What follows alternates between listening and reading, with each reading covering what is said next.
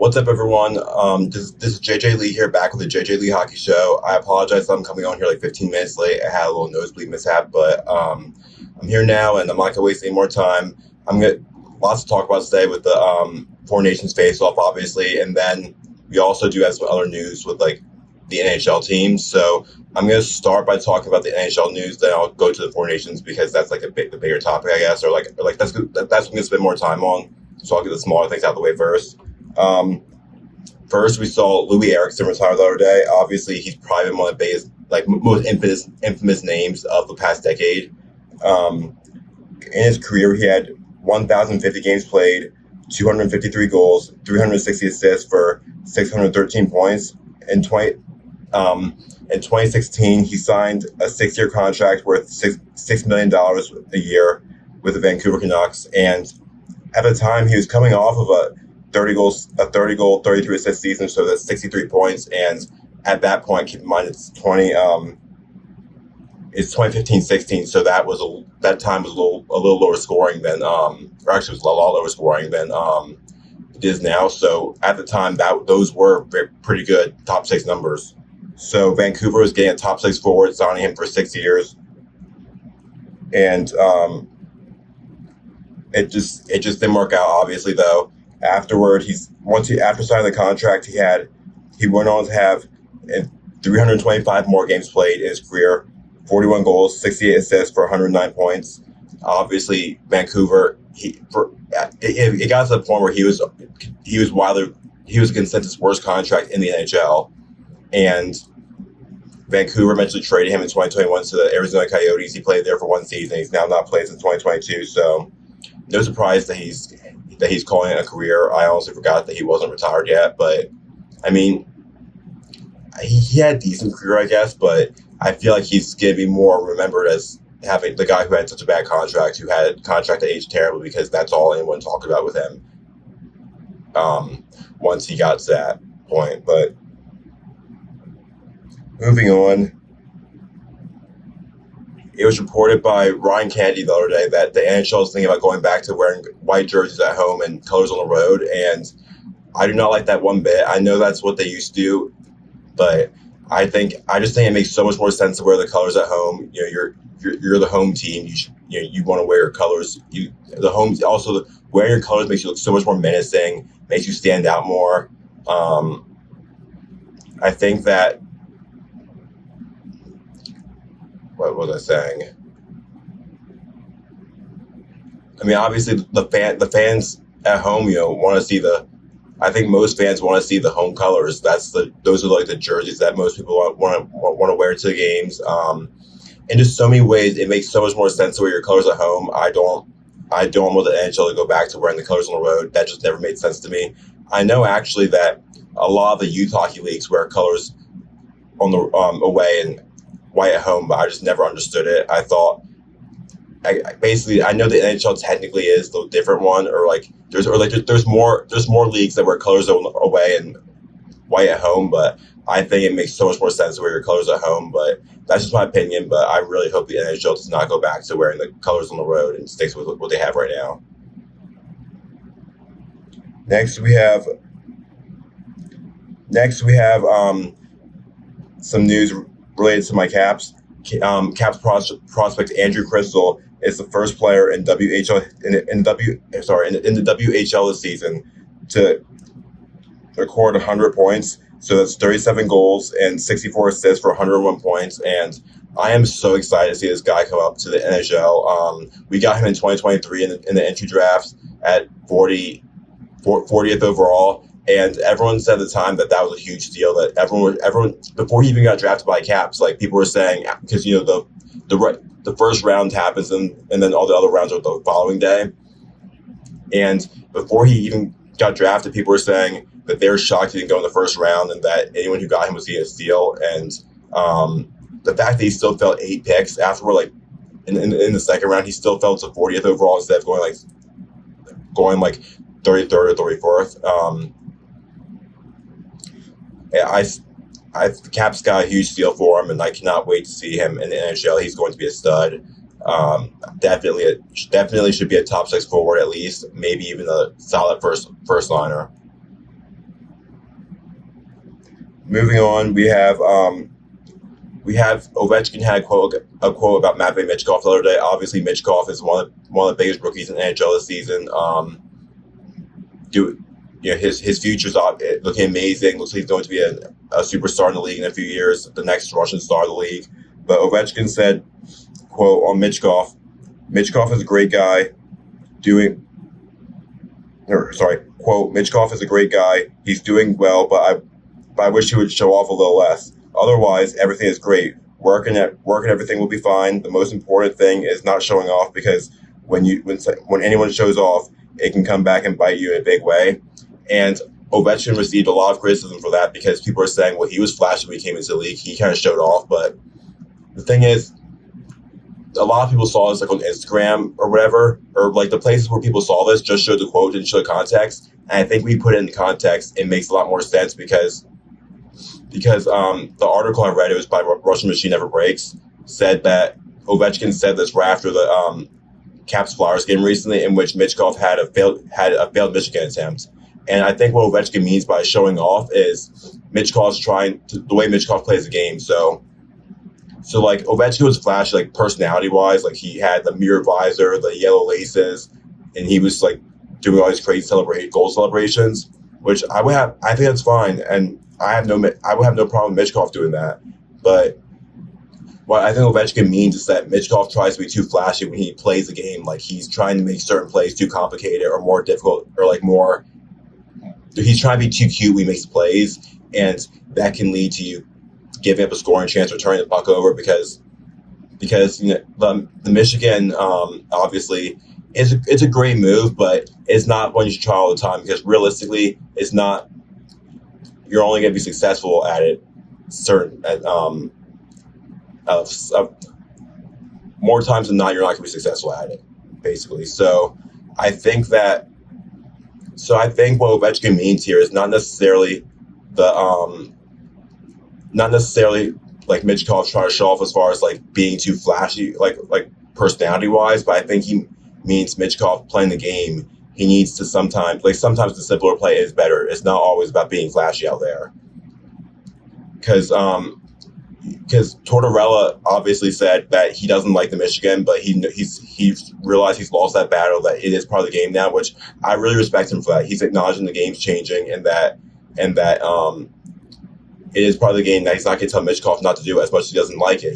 He's accepting that players will do it now, and he can't tell them not to do it. However, he did still say, he told Michkov that there are still other plays being made from behind the net, and that the Michigan stop the move every time, which he is right there.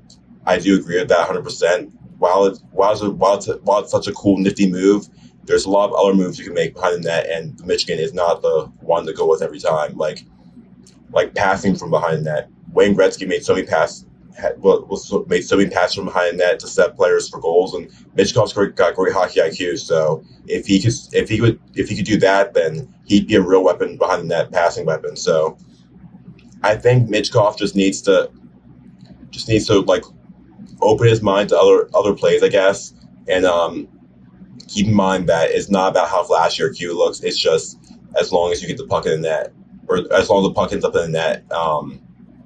It could be. So, sorry, I just lost my train of thought again.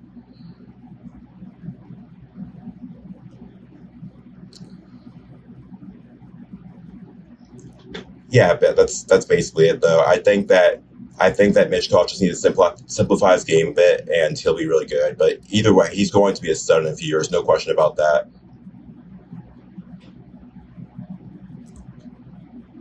Excellent. So that's all I have for outside news, not involving Four Nations. So I'm going to take a break now. I'll come back with the Four Nations topics in a few minutes. All right, I'm back, and I'm going to now talk about all the Four Nations stuff. So first, we saw Canada in the first game on Thursday. We saw Canada beat Sweden 4-3. First period, McKinnon from Crosby and McDavid, 11 seconds into a power play, 56 seconds into the game, and I mean, we pretty much expected that. Great passing sequences, especially Crosby's backhand pass to McKinnon, but their first power play unit is Crosby, McKinnon, Reinhart, Makar, and McDavid. it's hard to match that. We knew Canada's power play was going to be lethal, and they started producing pretty early. They connected pretty early. Next, we saw Marchand from point and Jarvis. Second, putting Canada up 2-0. Second period, Brodin. Sweden finally gets on the board. Brodin from Hedman and Raymond. Beautiful shot by Brodin to get past Biddington. Then Stone from Crosby. Another amazing pass by Crosby. He basically he had Forsling on him, so he just kind of turns to keep Forsling away, then gets the Stone trailing behind. Then third period, Kempe scores from Erik Karlsson and Matthias Ekholm. It was a nifty move by Karlsson too, like keeping the puck away from Cirelli, and then he sends Kempe in to put it in. Then Sweden ties it. Eriksson Ek from Bratt and Raymond. They basically were doing a cycle, and Eriksson Ek was waiting backdoors. It was a nice setup. Then finally in overtime, huge thriller to end it. Marner from Crosby, another great play by Crosby. He sees Marner trailing from behind, so he sends it to him on the backhand and gets off as he goes off for a change and just sends Marner in to finish it off. This was an amazing start to the tournament. I thought that this game really showed that the players are serious about this. This isn't just like an all-star game where they don't care. Like, they really are serious about this. Canada was dominating early on, but Sweden really picked it up in the second period. Third period, they gave Canada a run for their money. I think Canada is just a much better team here, but Sweden really put up a good fight in the second half, in the final 40 of the game. But moving on though, we had USA versus Finland on Friday, Thursday. Sorry, the first game was Wednesday. The second game was Thursday, and USA just destroyed Finland 6-1. We saw Yoki Haru from Granlund and Mata, Brady Tkachuk from Boldy and Werenski. So Finland they get the lead first, but then USA scored 6 unanswered. So Yoki Haru from Granlund and Mata for Finland. Then for USA, Brady Tkachuk from Boldy and Werenski. Second period, we had Boldy from Faber and Kyle Connor. Third period, Matthew Tkachuk on the power play from Werenski and Gensel. Then Gensel from Matthews and Jack Hughes. Brady Tkachuk from Jack Eichel and Matthew Tkachuk. And Matthew Tkachuk on the power play from Werenski and Jack Eichel. It was just, I thought Finland put up a good fight. Like, you could see in the game, you can see their grit throughout the game, but I think USA just proved to be the much better team here. I mean, you look at their rosters, there's no comparison. USA was the favorite, and they proved they lived up to it. They proved that they just proved that they are the much better team here. Next on Saturday, we saw Finland defeat Sweden 3-2 in overtime. It started off with the manager unassisted. Nylander and Mata battling for the puck in front of the net, and then the manager just comes in and rips it. Then Finland ties it. Lundell from Luosterainen and Line A. It was Lundell and Luosterainen on the rush, and then Luosterainen sent it to Lundell for a beautiful one-timer. Rantanen on the power play from Line A and Aho, another one-timer, this time on the power play cycle, though, so they were passing it around, and then Rantanen puts it in the back of the net. Second period, Sweden ties it back up. Dahlin from Eriksson Ek and Raymond. Long range shot by Raymond, and then Eriksson Ek tries to get the rebound. Dahlin eventually puts it in. Erik Karlsson from Nylander. It was just a beautiful shot from Karlsson on the rush. Barkov from Kakko and Mata to tie it up for Finland again. Mata sends it to the blue line. To the blue paint, and Kakko touches it first, but then Barkov's the one who it keeps going. Barkov's the one who deflects it in. And then finally in overtime, Granlund from Mikkola. That was a crazy sequence too, because Adrian Kempe was going in for Sweden and sent it to net, and he was so close to scoring, but it got behind Kevin Lankinen, and I don't think Lankinen even knew where the puck was. He was just kind of looking for it. Eventually gets it dished out, and then Granlund goes down the other way, and beautiful shot into the back of the net to finish it. Another overtime thriller. And that's the thing. These games have been very like this one was very back and forth. It was Sweden gets a 1-0 lead, then Finland scores two unanswered to a 2-1 lead. Then Sweden scores two more to make it 3-2 Sweden. Then Finland ties it up in the third period, and then went into overtime. These games have just been very intense, very exciting, except for the USA versus Finland. I mean, I was happy USA won, but they kind of just destroyed Finland. But this isn't even talking about yet the biggest game, USA versus Canada on Saturday night, which we already knew was going to be intense. It's been almost a decade since. It's been almost a decade since we saw NHL players in a best of best tournament like this, and obviously USA versus Canada is not. I mean, it is is like the biggest rivalry in international hockey. So we knew this was going to be a good one, but I was not expecting what we got, because we got basically Matthew Tkachuk and Brandon Hagel off the opening face-off. I was expecting it to be a chippy game, but I was not expecting a fight right off the opening face-off. It was, and then right afterward, so Matthew Tkachuk defeats Brandon Hagel, and we see Brady just cheering him on and everything. Then, as soon as the puck drops again, Brady Tkachuk goes with Sam Bennett, and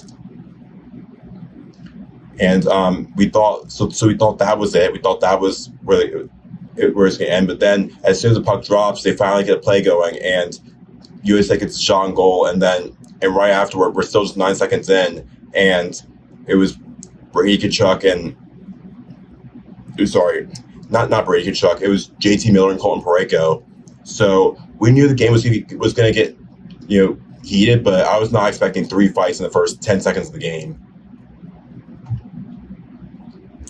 Finally, we do get some hockey, though. McDavid scores from Doughty and Binnington. It was a classic McDavid goal. Doughty sends him in. He rushes through 2 defensemen for USA and scores, just going like 24 miles an hour. I mean, it doesn't get any more McDavid than that. That was classic McDavid. But then Gensel ties it up from Eichel and Werenski for USA.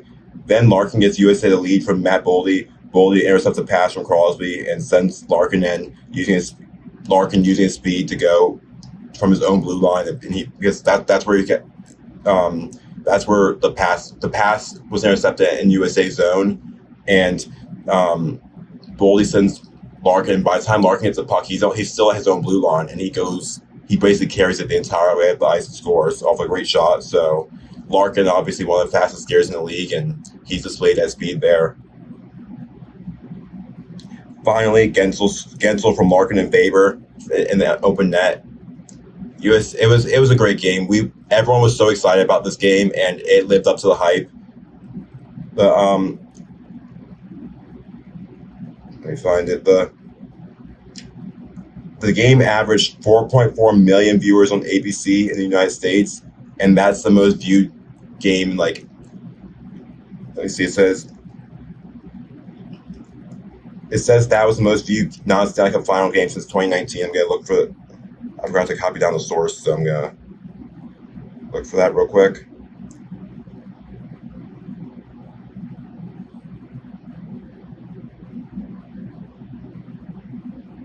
It was reported by Alex Silverman that this was the most viewed non-Stanley Cup final game since 2019. So huge W by the NHL. We've always talked about how the NHL is not good with marketing or not. Obviously hockey's less popular than some of the other sports, but this really got a lot of viewers. It was, because keep in mind this was happening at the same time as the NBA All-Star game, and yet they still got this huge audience for the game, and it's just amazing for the game. And obviously we were so excited for this game, and it did not disappoint at all. Unfortunately for Canada, though, Shea Theodore, forgot to mention this when I was talking about Game 1. Shea Theodore got hurt in the game. He's out for the rest of the tournament. It looked like a wrist injury he was holding his wrist, so it was probably like a wrist or an arm injury, and it's upper body. He's out for week to week, so it's definitely gonna be a loss for Canada. Vegas too, it'll be a huge loss for them on the blue line. However, Vegas is pretty far ahead in the standings, so I think they're not like a head-to-head, but like basically what I mean is like they're pretty safe. Like they're far ahead from like the wild card teams that could catch them out of a playoff spot. But so I think they'll be fine, but it definitely will hurt Canada for the rest of the tournament. Theodore is an amazing defenseman.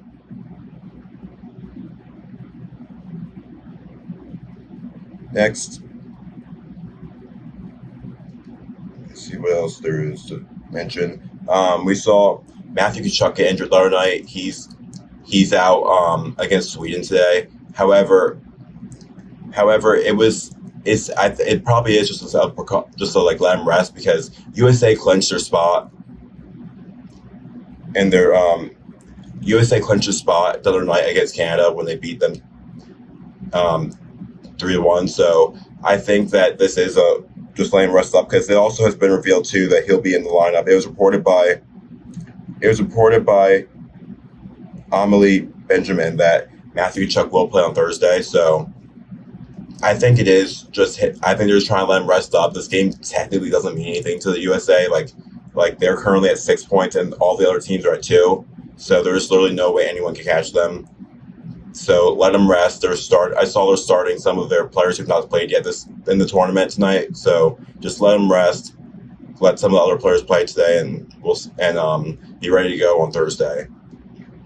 It feels weird, honestly, that saying I want or that rooting on the Tkachuk brothers. Usually, I'm against them, but USA is really looking good. I'm liking their chances on Thursday, but it's still not over yet. So I feel like some people, when USA beat Canada, I felt like people were getting a little too ahead of themselves on social media, like saying like, yeah, this is our sport and everything. But keep in mind the championship game is still not happened yet. So that will really be the one to know who has the bragging rights.